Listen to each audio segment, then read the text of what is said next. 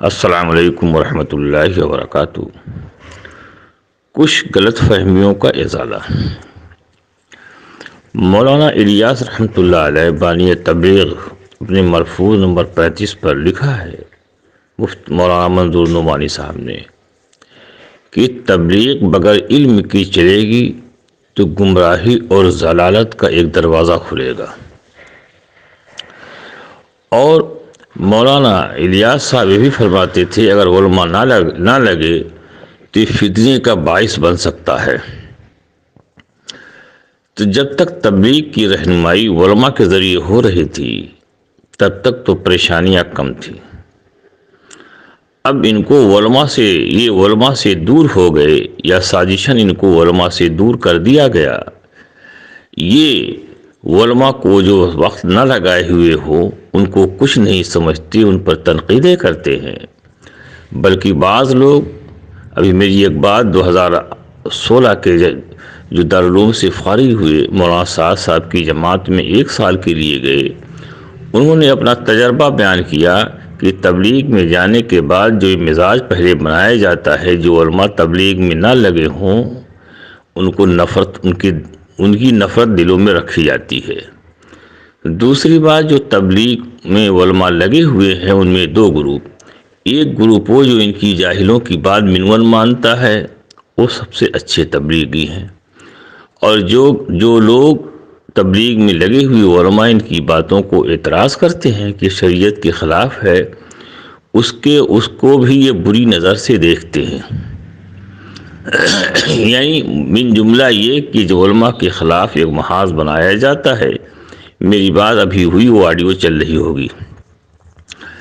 اب جو غلط فہمیاں ہے، جیسے مولانا الیاس رحمۃ اللہ علیہ نے فرمایا بغیر علم کے تبلیغ چلے گی تو گمراہی اور ضلالت کا ایک دروازہ کھلے گا۔ جیسے بیان ہوتا ہے کہ نبی کریم صلی اللہ علیہ وسلم مدینہ میں گئے تو وہاں سے جماعتوں کو روانہ کیا۔ اب یہاں گڑبڑ یہ پیدا ہوتی ہے، جو تبلیغی جماعت جاتی ہے اسی پر وہ تصور کر لیتے ہیں۔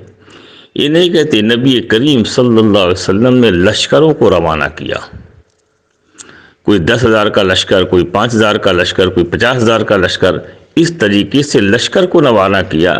تو لشکر نہ کہہ کے یہ کہتے ہیں کہ حضور اکرم صلی اللہ علیہ وسلم نے 150 جماعتوں کو روانہ کیا۔ اب جو جاہل لوگ ہیں ان کے اندر یہ تصور آ جاتا ہے اس طریقے سے تبلیغی جماعت کو روانہ کیا، یہاں گڑبڑ کیا۔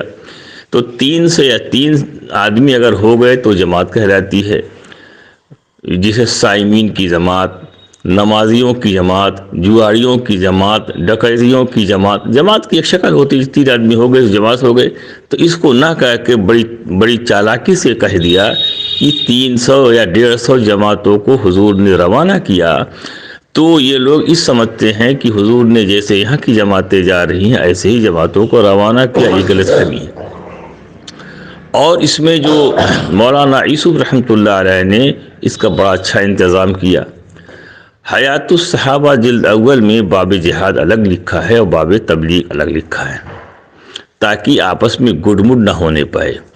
اب جماعت میں جانے پر جو جہاد کی فضیلت ہے وہ اپنے اوپر یہ لوگ منطبق کرتے ہیں۔ جو دارالعلوم کہتا ہے تحریف فی الدین ہے۔ یہ بعض لوگوں نے سوال پوچھا کہ جماعت میں نکلنے کے لیے جہاد کی آیتیں کیا ان پر کہی جا سکتی ہیں؟